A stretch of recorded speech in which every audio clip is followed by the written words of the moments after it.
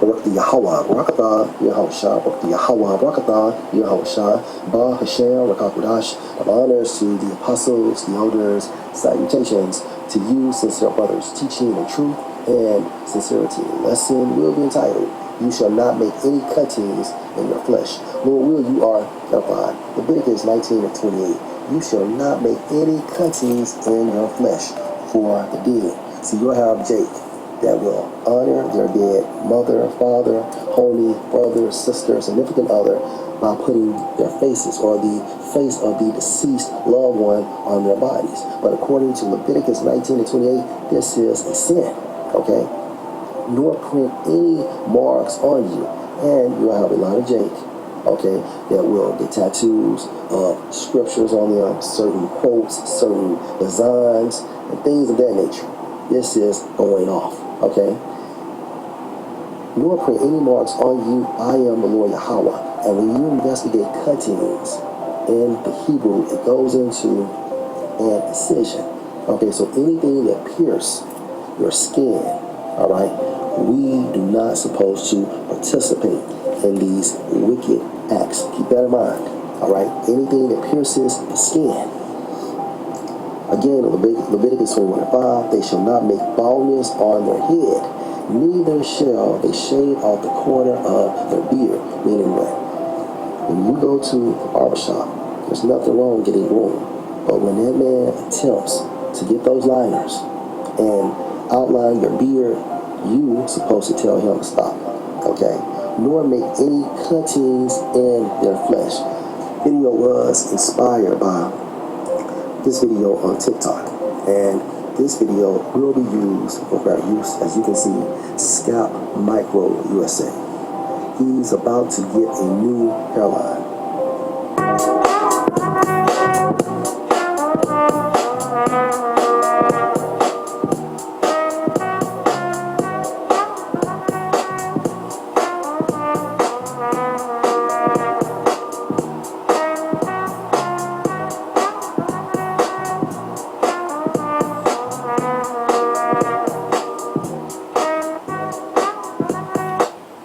So this Jake is going off according to Leviticus 19 and 28, having scalp microsurgery as a sin. Okay, Leviticus 19 and 28, you shall not make any cuttings in your flesh for the dead, nor print any marks on you, hence scalp microsurgery. For I am, so like let me read again, nor print any marks on you, I am Yahweh. Leviticus 21:5, they shall not make baldness on their head, such as in that video. Neither shall they shave off the corner of their beard, nor make any cuttings in their flesh. And again, such as scalp microsurgery.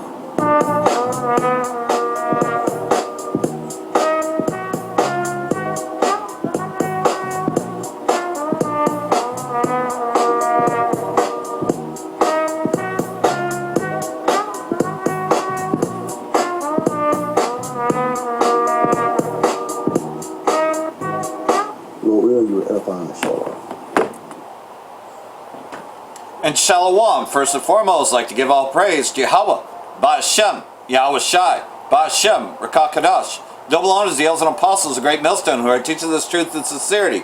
And a shout out to Yakim out there in the four corners of the earth proclaiming this truth.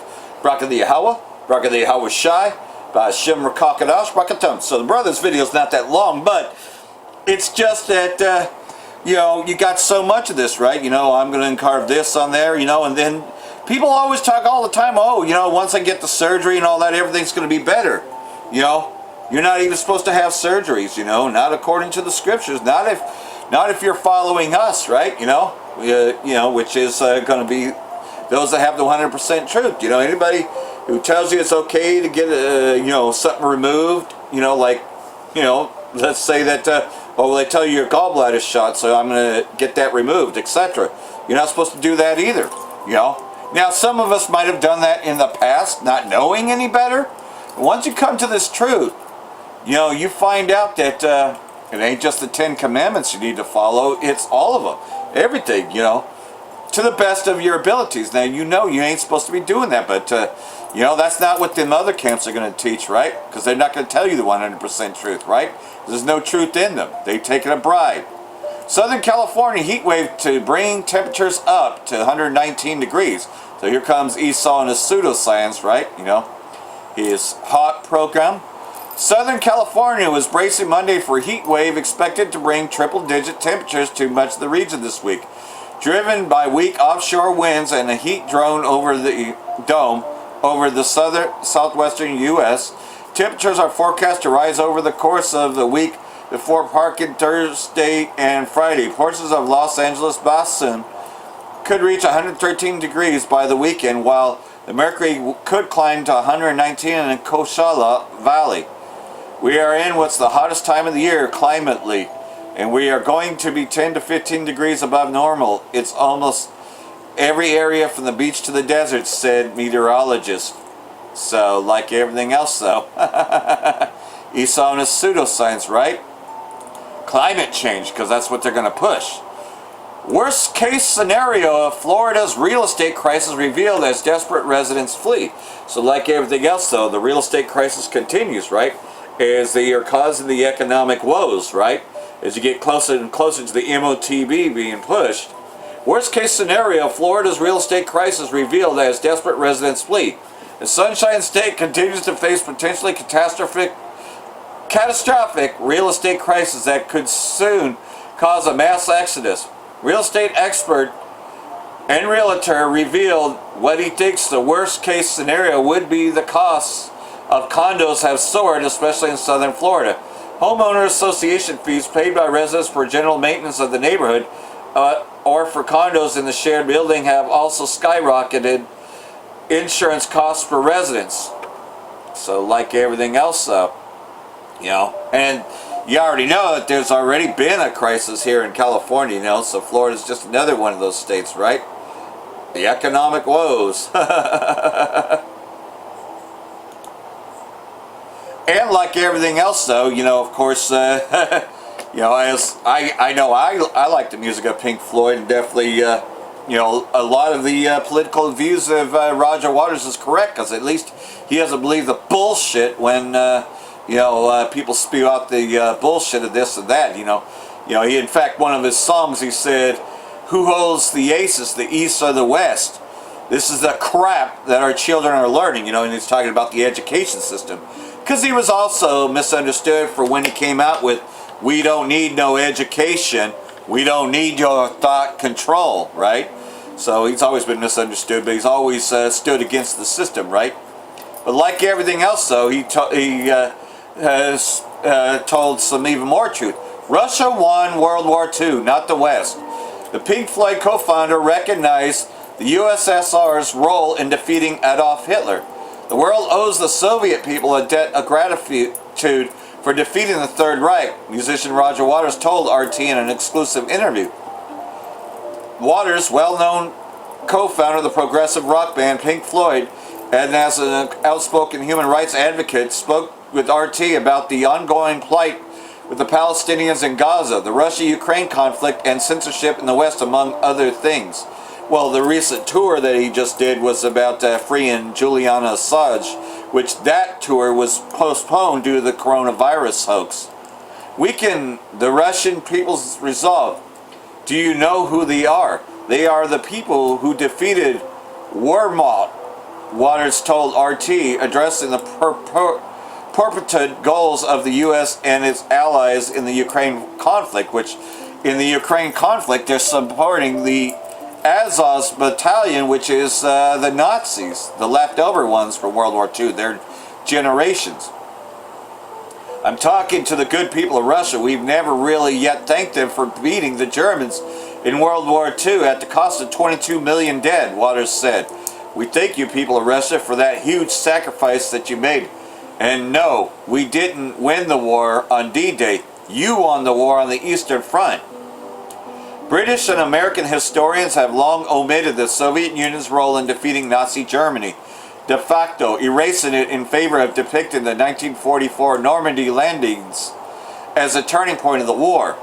Russia was snubbed entirely at the 80th anniversary of Operation Overlord in June, after the U.S. reportedly disapproved of the initial French plans to invite someone from Moscow. The event ended up involving only U.S. President Biden and his counterpart Emmanuel Macron. Russia has always honored the role of the Western Allies in the victory over the Third Reich, making a point of thanking the British and American veterans at every anniversary. So, this is an exclusive interview, which is worth checking out sometime later. And like everything else, though, I'm going to eventually copy this because, again, these are things that, the mainstream ain't going to play that interview. You can't find that on YouTube. Why Kamala Harris will not bring prices down. Her plan needs inflation. In recent interview with CNN, Harris said the Bidenomics is working and that she is proud of bringing the inflation down. It's a laugh. Not a funny laugh. However, the Bureau of Labor Statistics published that the latest CPI at 2.9%, despite annual inflation being 1.4% when she took office. Inflation is disguised tax and accumulated inflation since January 2021, so since she took office. Is she actually really the president now, and they just haven't officially declared that?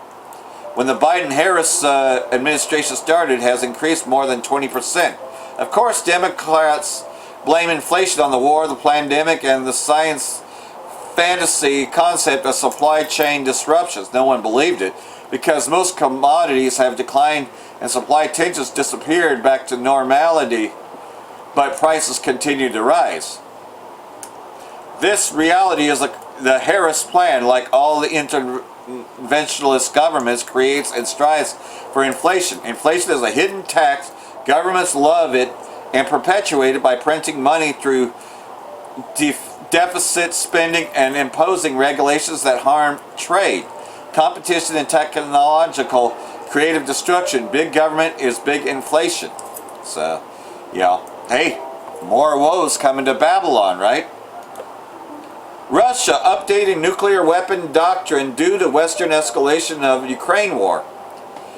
In the latest worrisome saber-rattling sparked by the U.S.-led proxy in Ukraine, Russia announced it's revising its doctrine on the use of nuclear weapons, saying a change has been necessitated by escalation initialized by the country's Western adversaries.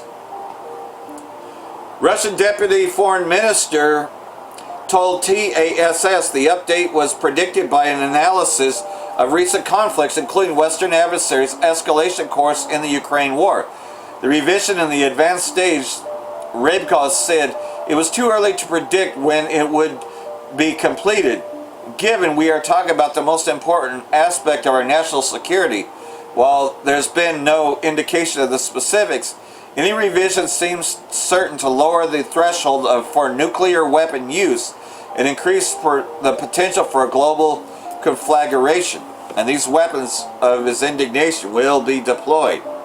You see, that's again what the 144,012 tribes are going to be talking about.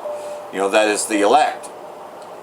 And this going on, the U.S. terrorists in the area, well, they're not too welcome at Turkey. As you read here, Turkish protesters demand expulsion of U.S. warship docking in Izmir port. Turkish citizens taken to the streets in Izmir demonstrate against the docking of an American terrorist warship, expresses solidarity with Palestinians and their opposition to all-out military support for Israeli state amid the Gaza genocide. Turkish parties on Monday night gathered at Izmir port interest to voice their opposition to the USS Wasp anchoring one of its ships sent to the region by the U.S. to support the Israeli state. So, like everything else, though. And look at this. U.S. sends over 50,000 tons of weaponry to the Israeli state since October 7. So, Turkey is showing their opposition. U.S. terrorist attack in Turkey. The group behind the incident says American terrorists have Palestinian blood on their hands. Members of a nationalist youth organization attacked 2 U.S. terrorists in the Turkish city of Izmir on Monday. The service members were disembarked from the amphibious assault ship, the USS Wasp, which also is known in World War II as well, which arrived on the deployment in the Mediterranean Sea. A video of the altercation shows a group of men holding down a plainclothes Marine with one of the assailants placking a white cloth over his head. The mob reportedly yelled, "Yankee, go home," as they attacked the terrorist. So, like everything else, though, they want these terrorists to leave. Get out, get the fuck out of their country. And they are terrorists.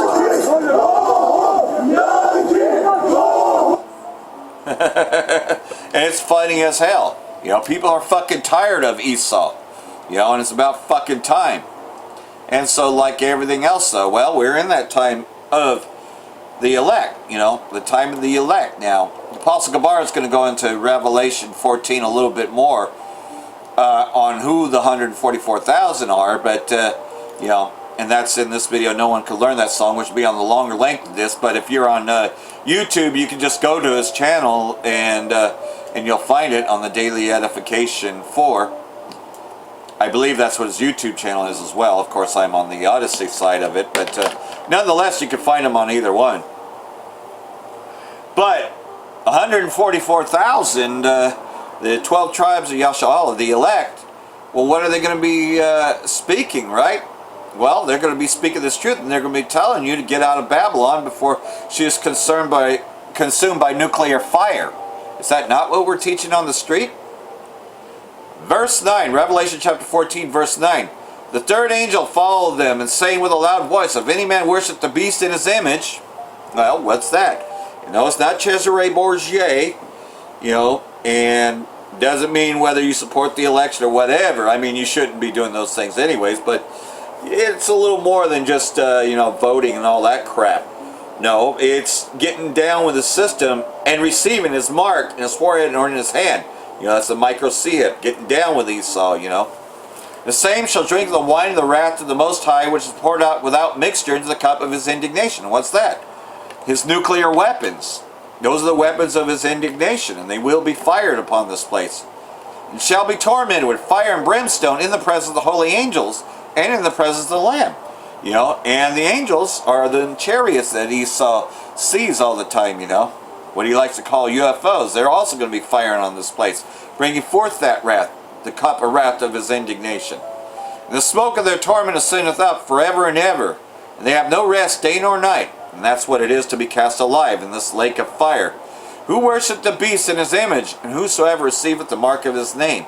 And the elect, the 144,000, the 1/3 that's joined unto them, are the ones that are going to be speaking this truth. So hopefully this has been edifying. For that, I want to say, Braka the Yahweh, Braka the Yahweh Shai, Ba'ashem Rakah Kadash, Wa Obal Babal. Brakathum to your hopeful elect. Shalom.